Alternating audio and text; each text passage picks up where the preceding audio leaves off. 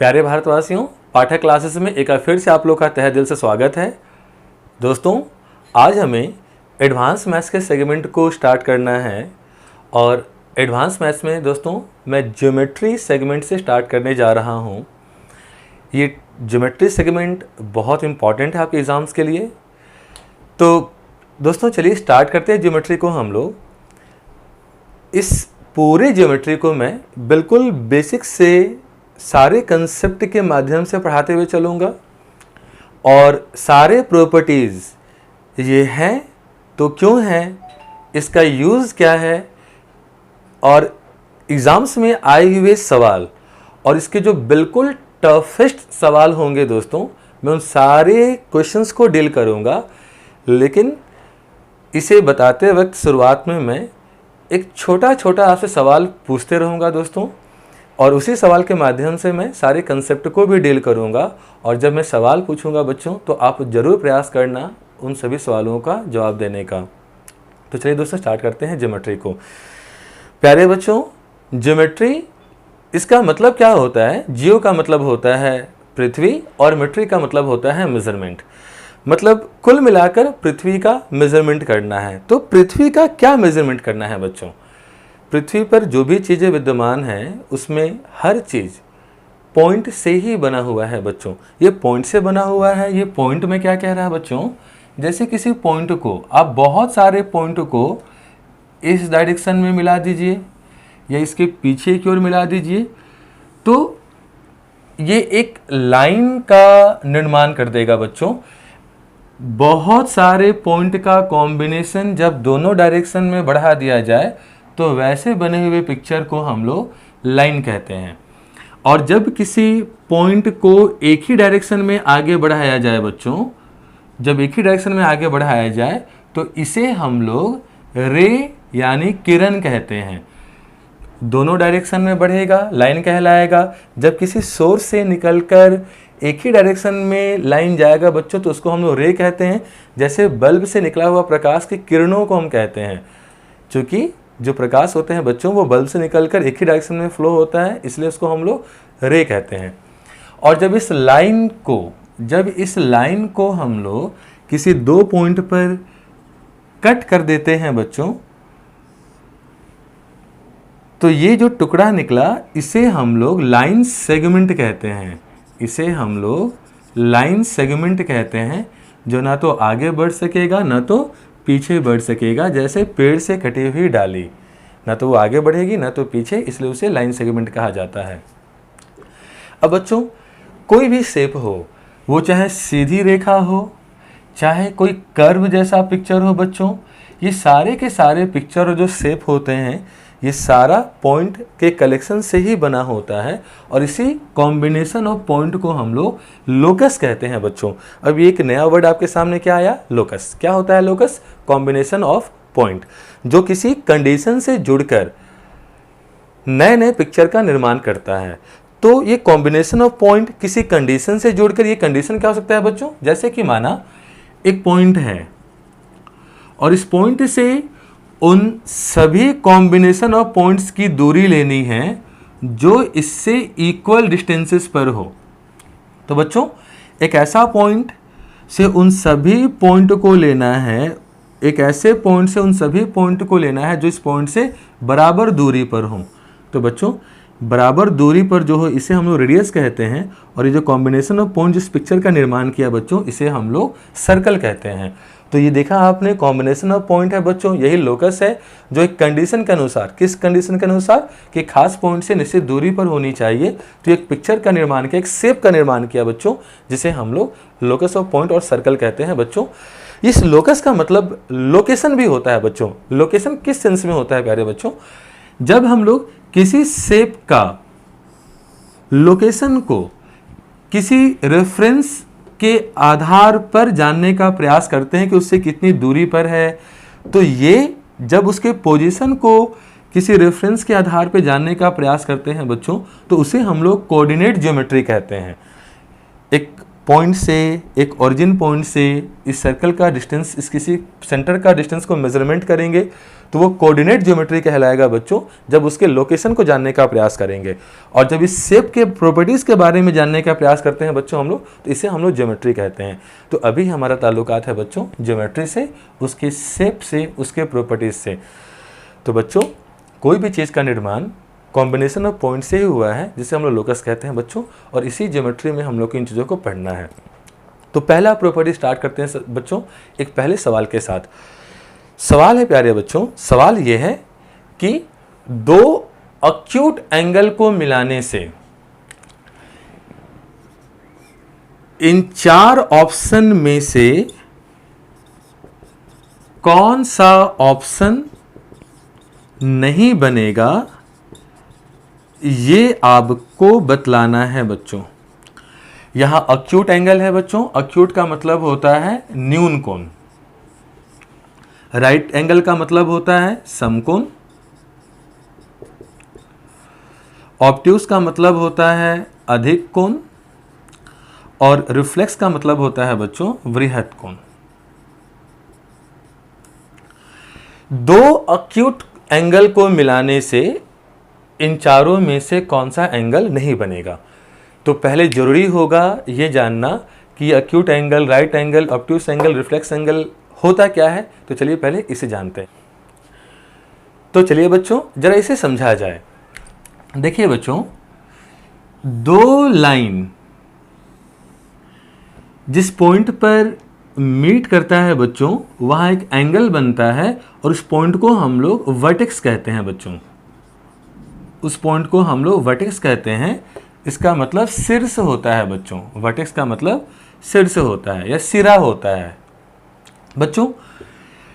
जब दो लाइन के बीच बना हुआ एंगल 90 डिग्री से छोटा हो, ये 90 डिग्री माना बच्चों, 90 डिग्री से जब एंगल छोटा हो तो उसे हम लोग अक्यूट एंगल कहते हैं। जब दो लाइन के बीच 90 का एंगल बन जाए बच्चों, ये 90 का एंगल बन जाए तो इसे हम लोग राइट एंगल कहते हैं। और जब दो लाइन बिल्कुल एक दूसरे के अपोजिट हो जाए, जब दो लाइन एक दूसरे के अपोजिट हो जाए बच्चों, तो इस प्रकार बना हुआ एंगल 180 होता है और इसे हम लोग स्ट्रेट एंगल कहते हैं बच्चों। Straight angle. और इस लाइन को हम लोग लीनियर पेयर भी कहते हैं बच्चों। ऐसा पेयर जो मिलकर एक लाइन को बना दे। तो बच्चों ये स्ट्रेट एंगल कहलाता है। और कभी कभी आप सुनते भी होंगे कि बोलचाल के भाषा में कभी कहा जाता है कि वो अपनी बातों का 180 डिग्री टर्न कर गया। इसका मतलब होता है कि वो अपनी बातों से ठीक उल्टा मुंह कर चुका है दोस्तों। यानी कि जो लाइन इधर की ओर था वो बिल्कुल अपोजिट चला जाता है। कब? 180 डिग्री होने पर। इसे बोलचाल की भाषा में यूज़ भी किया जाता है। और जब दो लाइन के बीच बना हुआ एंगल 90 से बड़ा और 180 से छोटा हो दोस्तों, तो उसे हम लोग ऑब्ट्यूस एंगल कहते हैं, अधिक कोण। और जब दो लाइन के बीच बना हुआ एंगल, जब दो लाइन के बीच बना हुआ एंगल 180 से ज़्यादा हो जाए बच्चों, तो उसे हम लोग रिफ्लेक्स एंगल कहते हैं, यानी वृहत कोण, रिफ्लेक्स एंगल कहते हैं। और जब ये दो लाइन घूमते घूमते एक दूसरे के ऊपर फिर से आकर कोइंसाइड कर ले, तो एक रोटेशन पूरा हो जाता है बच्चों, और वो फिर से एक सर्कल यानी कि 360 डिग्री का निर्माण कर देता है। तो ये एंगल के बारे में उनका नाम हो गया बच्चों। अब मेरा सवाल था, दो अक्यूट एंगल को जोड़ने पर इन चारों में से क्या नहीं बनेगा। तो बच्चों जैसे अक्यूट का मतलब होता है 90 से छोटा, तो यदि हम लोग 30 प्लस 35 दोनों को ऐड करें तो 65, दो अक्यूट को जोड़ने पर अक्यूट एंगल तो बन रहा। यदि हम लोग 40 और प्लस 50 इसको जोड़े तो 90 आएगा बच्चों। तो दो अक्यूट एंगल को जोड़ने पर राइट एंगल भी बन रहा।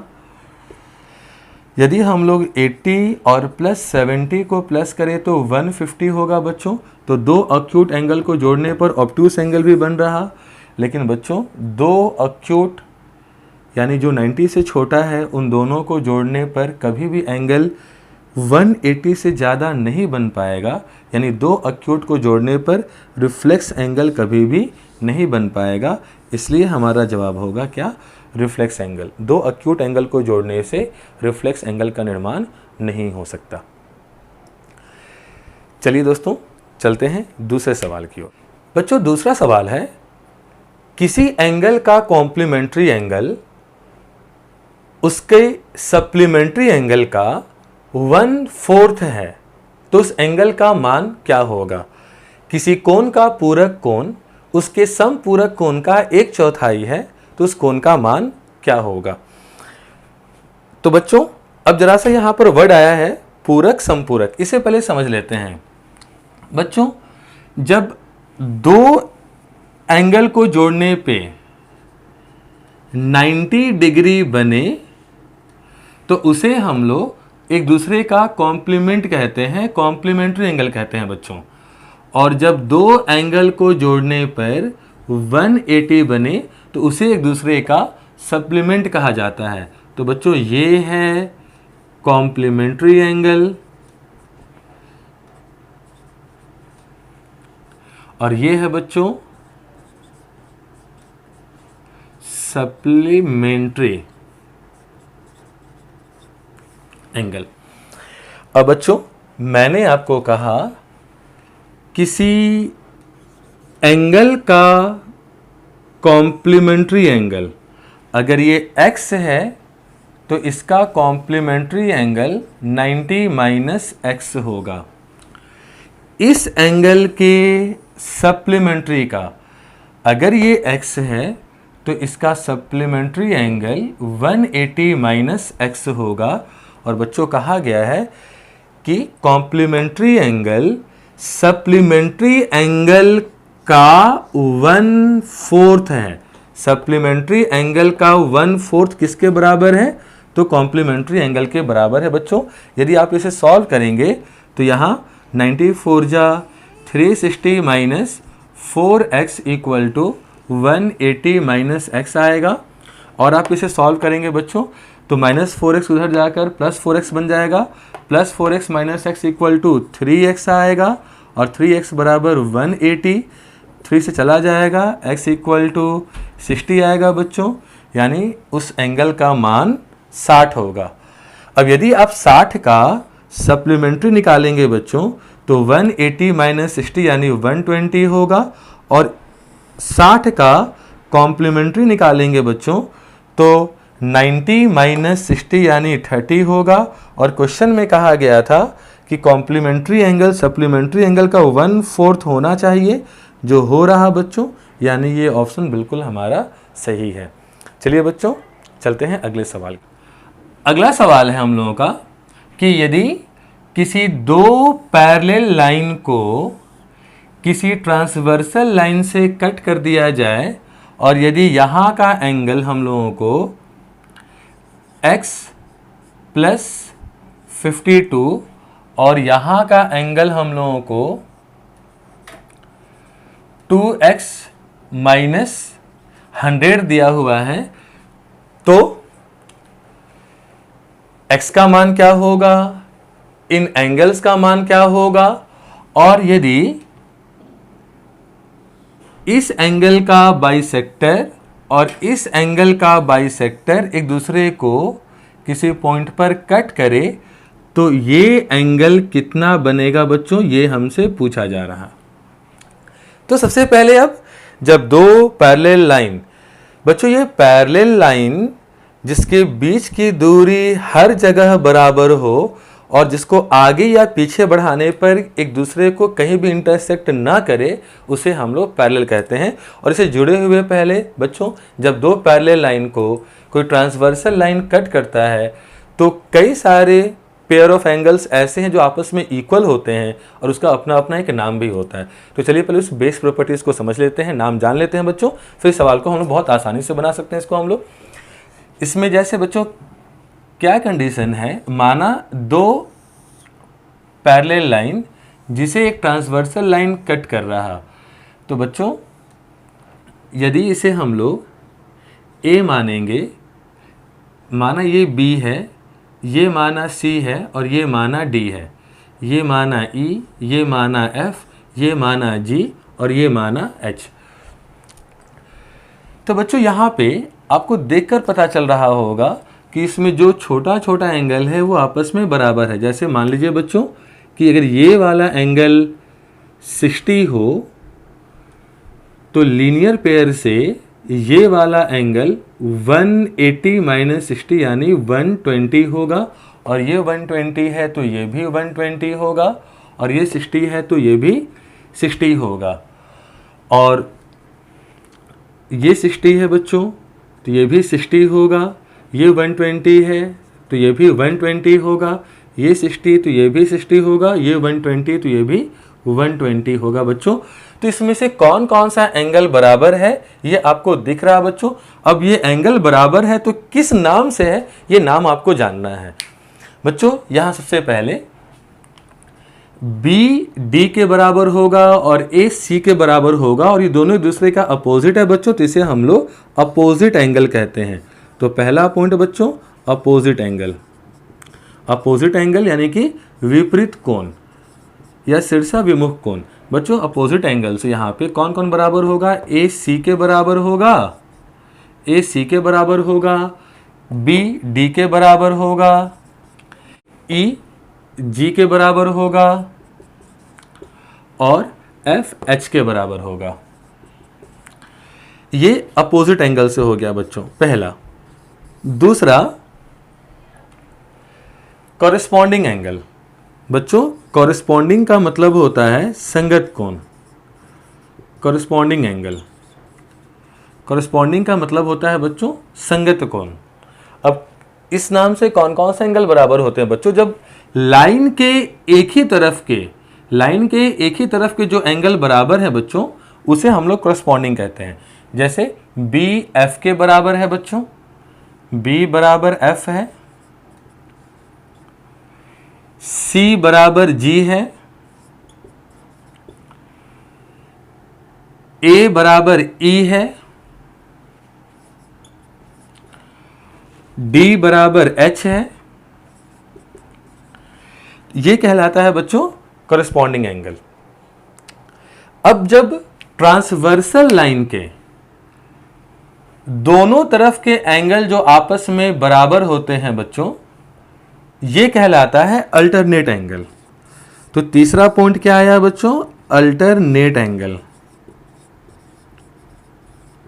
लाइन के, ट्रांसवर्सल लाइन के दोनों तरफ के। बच्चों आप देख सकते हो इस ट्रांसवर्सल लाइन के एंगल डी और एंगल एफ बराबर है,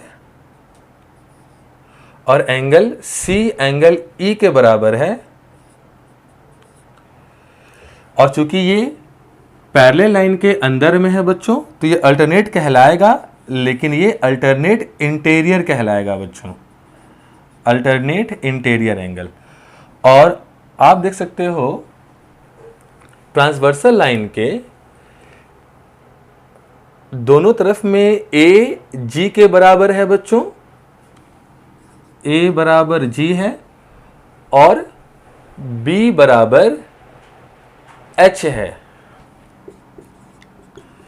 लेकिन ये दोनों पैरेलल लाइन के बाहर की ओर है बच्चों, इसलिए इसे अल्टरनेट तो कहेंगे लेकिन ये बाहर इसलिए स्टेरियर कहेंगे, यानी अल्टरनेट स्टेरियर एंगल। और बच्चों आप यहां देख सकते हो कि ट्रांसवर्सल लाइन के एक ही तरफ के पैरेलल लाइन के अंदर में जो दो एंगल है, इन दोनों को जोड़ने पर 180 आ रहा है बच्चों, इन दोनों को जोड़ने पर 180 आता है। इसे हम लोग कंसेक्यूटिव इंटीरियर एंगल कहते हैं। ट्रांसवर्सल लाइन के एक ही तरफ के दो एंगल को जोड़ने पर 180 आता है, जिसे हम लोग कहते हैं consecutive interior angle. Consecutive interior angle बच्चों, और इन दोनों को जोड़ने पर F प्लस C बराबर 180 ही होगा, और D और E को जोड़ने पर भी 180 ही आएगा। ये कहलाता है बच्चों कंसेक्यूटिव इंटीरियर एंगल। अब इस नाम को हम लोग समझ चुके हैं बच्चों, और हम लोग जान चुके हैं कि जब दो पैरेलल लाइन को ट्रांसवर्सल लाइन कट करे तो कौन कौन सा एंगल बराबर होता है। और जब भी किसी शेप में हमें कुछ एंगल निकालने हो तो कुछ एंगल दिए होते हैं, तो जो निकालना है और जो दिया हुआ है कोशिश करना चाहिए उन सभी को एक ही जगह पर लाकर कोइंसाइड करने का। जैसे ये एंगल और ये एंगल दिया है बच्चों, और इसे दो पैरेलल लाइन को कोई ट्रांसवर्सल लाइन कट कर रहा है, तो कॉरस्पॉन्डिंग एंगल से ये एंगल इसके बराबर होगा, यानी ये x + 52 है बच्चों, तो ये वाला भी x + 52 ही होगा। और ये पूरा मिलाकर कितना होगा बच्चों, तो ये पूरा मिलाकर एक स्ट्रेट लाइन बना रहा है बच्चों, और स्ट्रेट लाइन पर एंगल कितने का होता है, 180 का होता है। यानी हम कह सकते हैं बच्चों कि x + 52 और 2x - 100 दोनों को जोड़ने पर 180 के बराबर होना चाहिए। और बच्चों यदि आप इसे जोड़ेंगे तो 2x और x मिलकर कितना हो जाएगा, 3x - 100 + 52 यानी -48, और इनको जोड़ने पर कितने के बराबर आएगा बच्चों, 180 के बराबर आएगा। आप इसे उधर ले जाओ तो 3x = 228 आएगा। आप इसे कट कर सकते हैं बच्चों, ये चला जाएगा 76 टाइम्स में, यानी x का मान 76 आ जाएगा। और जब x का मान 76 आ जाएगा बच्चों, तो या तो आपसे x निकालने को कहेगा या तो कोई एंगल निकालने को कहेगा आपसे। तो आप जरा सा बात को समझना बच्चों, x = 76, और 76 में यदि हम लोग 52 को प्लस कर दें बच्चों, तो यहाँ का वैल्यू 128 हो जाएगा। और ये पूरा तो 180 होता है, 180 में से अगर ये वाला एंगल 128 हो गया बच्चों, तो 180 - 128 = 52, यानी ये एंगल 52 हो जाएगा। अब जब ये एंगल मालूम चल चुका है तो हम यहाँ का कहीं का भी एंगल निकाल सकते हैं बच्चों। लेकिन अभी का जो सवाल एक और इसमें था कि ये एंगल कितना होगा यदि दो पैरेलल लाइन में इस एंगल का बाइसेक्टर और इस एंगल का बाइसेक्टर जिस पॉइंट पर मीट करेगा वह एंगल क्या बनेगा। तो बच्चों एक बात बताइए, अभी हम लोग समझे थे कंसेक्यूटिव इंटीरियर से इन दोनों का सम 180 होता है। बच्चों यदि इन पूरे का सम 180 होता है तो इसका आधा का सम 90 होगा। मतलब ये एंगल और ये एंगल, इन दोनों का सम जो आएगा बच्चों वो 90 आएगा। और ट्रायंगल के तीनों एंगल का सम 180 होता है। ट्रायंगल के तीनों एंगल का सम 180 क्यों होता है बच्चों, उसे हम लोग भी देखेंगे। फिलहाल के लिए इस ट्रायंगल में तीनों एंगल का सम 180 होता है, जिसमें इन दोनों का सम 90 हुआ, तो इसका मान हमेशा कितना आएगा, 90 ही आएगा। और ये एग्ज़ाम में बहुत बार पूछा गया है। और यदि आप इसके एंगल के माध्यम से भी निकालेंगे दोस्तों तो भी ये 90 आ जाएगा। आप चेक कर सकते हो, यदि ये पूरा 128 है बच्चों, तो ये पूरा भी 128 ही होगा, जिसमें ये इसका हाफ है, तो 128 का आधा यानी 64 होगा। और फिर कॉरस्पॉन्डिंग एंगल से यदि ये 52 है बच्चों, तो ये पूरा एंगल 52 होगा। कॉरस्पॉन्डिंग एंगल से ये एंगल के बराबर होता है बच्चों, तो ये 52 है तो ये भी पूरा 52 होगा, जिसमें ये आधा आधा बटा हुआ है बच्चों, तो ये कितना आ जाएगा, 26 आ जाएगा। अब 64 और 26 दोनों मिलकर 90 होगा बच्चों, तो तीसरा एंगल भी क्या हो जाएगा, 90 हो जाएगा। और अभी मैंने आपसे एक बात कही बच्चों कि ट्रायंगल के तीनों एंगल का सम 180 होता है। क्यों होता है बच्चों, इस बात को हम लोग अभी यहाँ पे समझ लेते हैं। जैसे माना ये एक ट्रायंगल है, इस ट्रायंगल में ये वर्टेक्स A है, ये वर्टेक्स B है, ये वर्टेक्स C है। माना ये एंगल X है, ये एंगल Y है और ये एंगल Z है। बच्चों आप इसमें से किसी भी लाइन के पैरेलल वर्टेक्स से एक लाइन ड्रॉ कर लीजिए। अब चूंकि ये दोनों लाइन पैरेलल हैं, तो जब किसी दो पैरेलल लाइन को कोई ट्रांसवर्सल लाइन कट करे तो अल्टरनेट एंगल से ये एंगल y है, तो यहाँ का एंगल भी y ही होगा। और इस पैरेलल लाइन को चूंकि ये लाइन कट कर रहा है बच्चों, तो अल्टरनेट एंगल से ये एंगल और ये एंगल बराबर होगा तो ये भी जेड हो जाएगा, और एक लाइन का सभी एंगल का सम 180 के बराबर होता है बच्चों। इसलिए यहाँ से हमें x plus y plus z equal to 180 मिलेगा। इसलिए ट्राइंगल के तीनों एंगल का सम हमेशा 180 होता है। और साथ ही साथ ट्राइंगल के किसी भी वर्टेक्स पे जो एक्सटीरियर एंगल है बच्चों, इस वर्टेक्स पे ये यदि इंटीरियर एंगल है बच्चों, ये इंटीरियर एंगल है, तो बाहर वाला एंगल जो होगा वो एक्सटीरियर होगा बच्चों।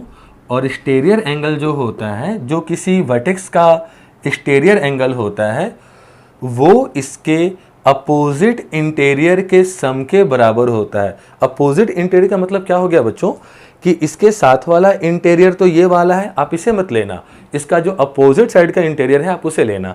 इसका अपोजिट साइड का इंटीरियर ये दोनों होगा, इन दोनों का सम के बराबर ही इसका एक्सटीरियर होगा बच्चों, यानी कि ये x प्लस वाई के बराबर होगा। और ऐसा क्यों होगा आप समझ सकते हैं बच्चों, क्योंकि लाइन पे भी तीनों एंगल का सम 180 होना चाहिए, तो z में x और y को जोड़ने पर ही 180 हो सकता है, और ट्राइंगल के तीनों एंगल का सम भी 180 होता है, तो z में x और y को जोड़ने पर ही 180 हो सकता है। यानी कि z को छोड़कर यदि यहाँ का एंगल x प्लस वाई है तो यहाँ का भी एंगल कितना होगा, x प्लस वाई ही होगा। चलिए बच्चों चलते हैं अपने अगले सवाल की। चलिए बच्चों अगला सवाल है इस प्रॉपर्टी से जुड़ा हुआ सवाल बच्चों। ये सवाल एग्ज़ाम में बहुत बार आया हुआ है, इसलिए आपसे पूछा जा रहा। माना इस पिक्चर में बच्चों ये A, B, C, D, E, माना यहाँ का एंगल A है, यहाँ का एंगल B है और यहाँ का एंगल C है। तो आपसे पूछा जाता है बच्चों A plus B minus C का मान कितना होगा। और यहाँ पर गिवन कंडीशन क्या आता है बच्चों कि AB और DE एक दूसरे के पैरेलल हैं, AB पैरेलल टू DE। तो आपसे इसका मान पूछा गया है। अब बच्चों जैसे कि मैंने आपको बताया था अभी कि किसी भी एंगल निकालने वाले सवालों में जो दिया रहे और जो निकालना है बच्चों, उसको एक जगह पे कंसंट्रेट कीजिए आप। तो उसके लिए आप क्या करो, इसके पैरेलल एक लाइन यहाँ से आप ड्रॉ कर दो।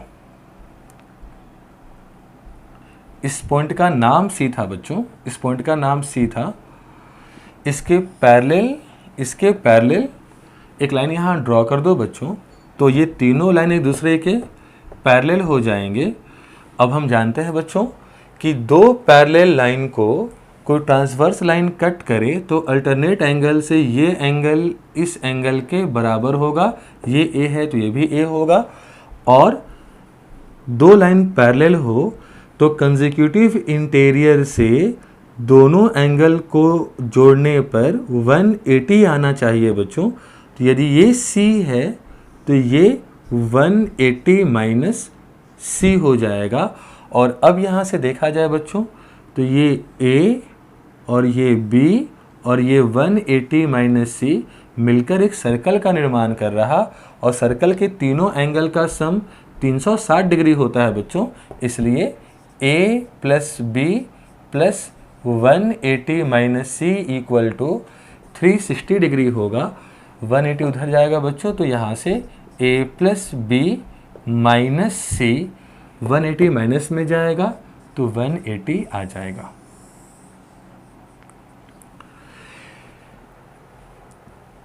एक तो ये सवाल बच्चों एग्ज़ाम में आता है, और एक सवाल मैं आपको और देता हूं बच्चों। हालांकि सवाल बहुत सारे होंगे, मैं आपको अभी प्रॉपर्टीज डील कर रहा हूं बच्चों, और उसके माध्यम से कुछ क्वेश्चंस को भी एग्ज़ाम में आए हुए उनको डील कर रहा हूं। लेकिन सारे प्रॉपर्टीज डील हो जाने के बाद मैं आपको इन सारे प्रॉपर्टीज़ पर बेस बहुत सारे क्वेश्चंस को और अच्छे अच्छे लेवल के क्वेश्चंस को मैं आपको डील जरूर करवाऊँगा। चलिए चलते हैं अगले सवाल। चलिए बच्चों अगला सवाल है, यदि किसी पॉलीगन का यानी बहुभुज का एक अंतःकोण यानी एक इंटीरियर एंगल 165 डिग्री का दिया हुआ है, तो उस पॉलीगन में कुल कितने डायगोनल ड्रॉ किए जा सकते हैं। बच्चों सवाल है यदि किसी पॉलीगन में एक इंटीरियर एंगल 165 डिग्री का हो तो नंबर ऑफ डायगोनल्स कितने होंगे, ये आपको बतलाना है बच्चों। अब चलो बच्चों जरा सा side, diagonal, interior angle, exterior angle, इन सब के बारे में भी हम लोग जानकारी ले लेते हैं। बच्चों साइड और डायगोनल में क्या अंतर होता है? किसी दो लगातार पॉइंट को किसी पिक्चर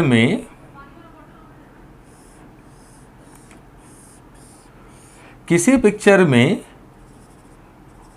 जैसे माना A B C D E F, तो बच्चों दो लगातार पॉइंट को मिलाने वाला लाइन साइड कहलाता है और ऐसे पॉइंट जो लगातार न हो उसको मिलाने वाला लाइन डायगोनल कहलाता है। तो बच्चों इस पॉलीगन में हम लोग बहुत सारे डायगोनल ड्रॉ कर सकते हैं। ए से भी ड्रॉ कर सकते हैं बच्चों, बी से भी कर सकते हैं, सी से भी कर सकते हैं। तो कुल कितने डायगोनल्स होंगे ये जानना है। अब यहां से थोड़ा सा बेस पॉइंट बच्चों, बेस पॉइंट क्या है बच्चों? यहां पे सबसे पहला चीज कि इस पॉलीगन में, किसी पॉलीगन में जितने साइड्स होंगे उतना ही इंटीरियर एंगल भी होगा। जैसे यहां 6 साइड है बच्चों, तो यहां इंटीरियर एंगल भी कितना होगा? 6 इंटीरियर एंगल भी होगा।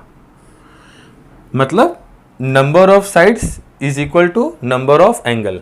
मेजरमेंट ऑफ एंगल नहीं कह रहा है दोस्तों, number of angle.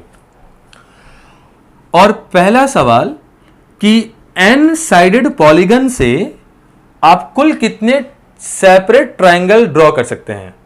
Separate triangle जिसमें कोई भी ट्रायंगल किसी दूसरे ट्रायंगल को कट न करे। तो बच्चों देखो, अभी ए पॉइंट से मैंने सी को मिलाया तो एक ट्रायंगल यहां बना, डी को मिलाया तो एक ट्रायंगल एडीसी बना, ई को मिलाया तो एक ट्रायंगल एईडी बना और एक ट्रायंगल एएफई बना।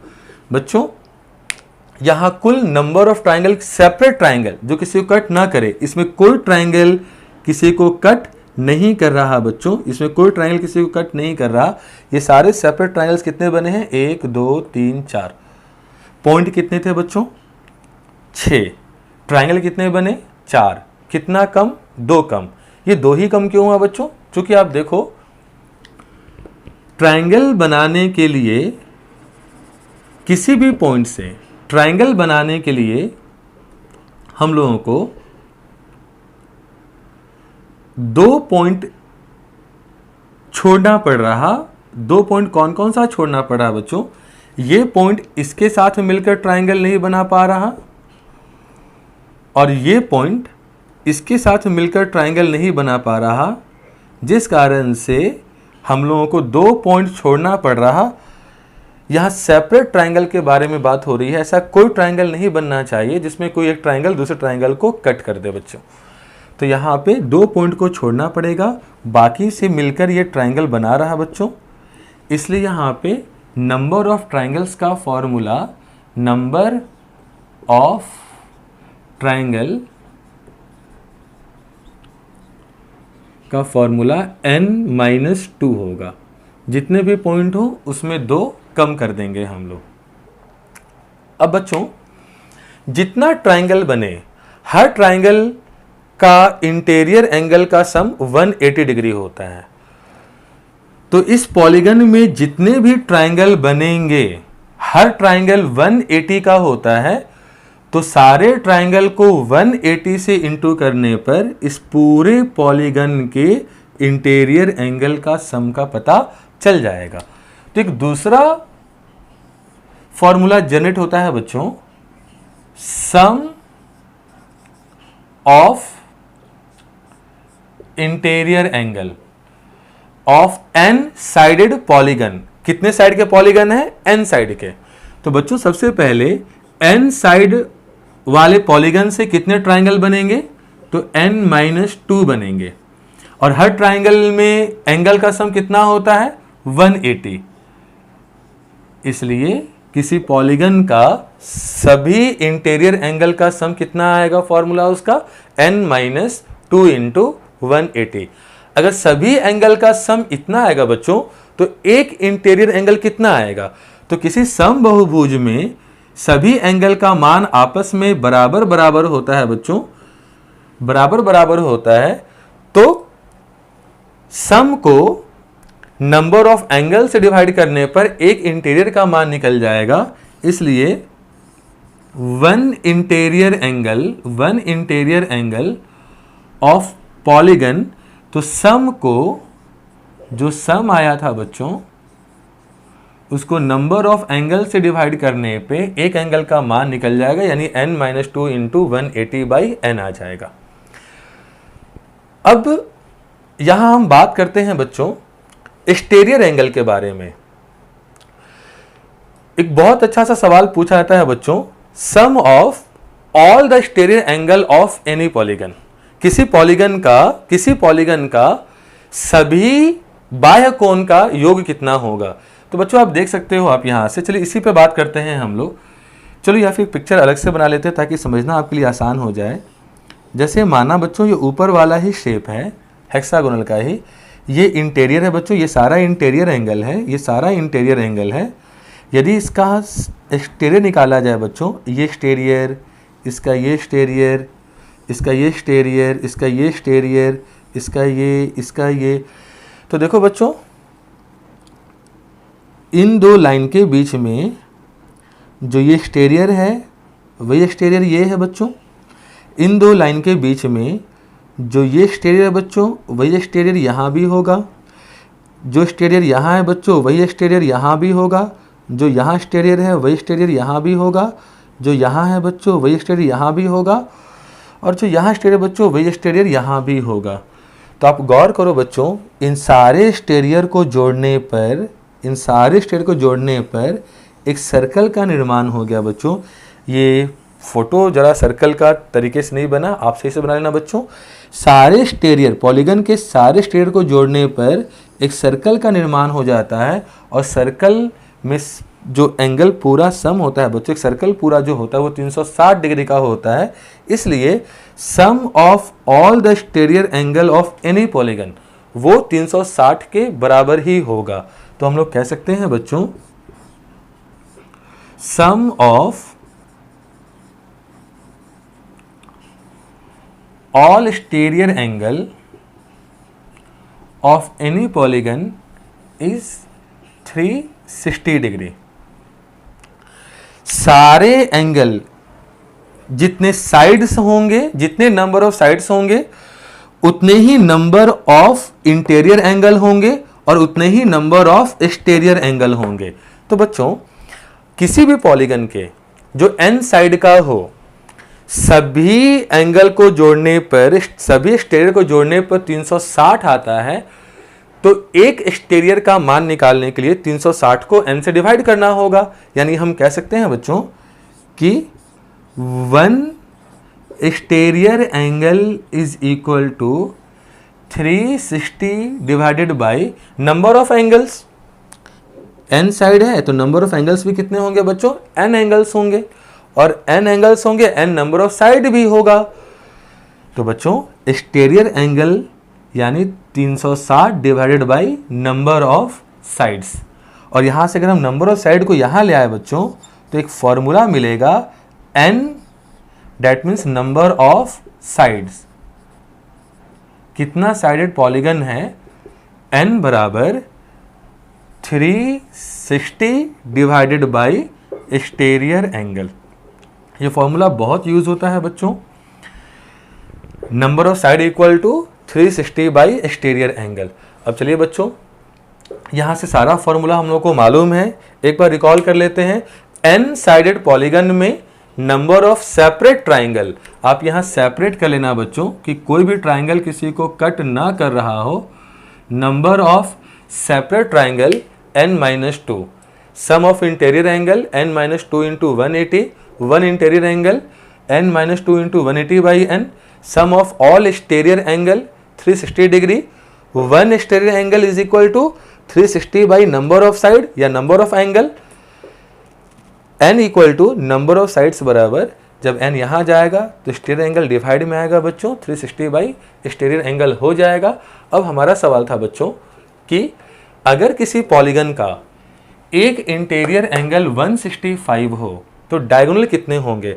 अब बच्चों हम लोग जानते हैं कि इंटीरियर एंगल किसी भी पॉलीगन में इंटीरियर और एक्सटीरियर को जोड़ने पर 180 आता है बच्चों। तो अगर इंटीरियर एंगल 165 है तो एक्सटीरियर एंगल 180 माइनस 165 होगा, यानी 15 होगा बच्चों। अब यहाँ से नंबर ऑफ साइड पूछा जाए n बराबर, तो नंबर ऑफ साइड्स बराबर होता है 360 by exterior angle, 360 by exterior angle. अब बच्चों 360 को यदि हम एक्सटीरियर एंगल 15 से डिवाइड करें तो 24 मिलेगा। और फिर जब सवाल पूछा जाए नंबर ऑफ डायगोनल्स कितने होंगे, तो बच्चों नंबर ऑफ डायगोनल्स का फॉर्मूला ये अभी हम लोगों को निकालना है बच्चों। तो चलो जरा सा नंबर ऑफ डायगोनल्स को भी निकाल लेते हैं हम लोग। बच्चों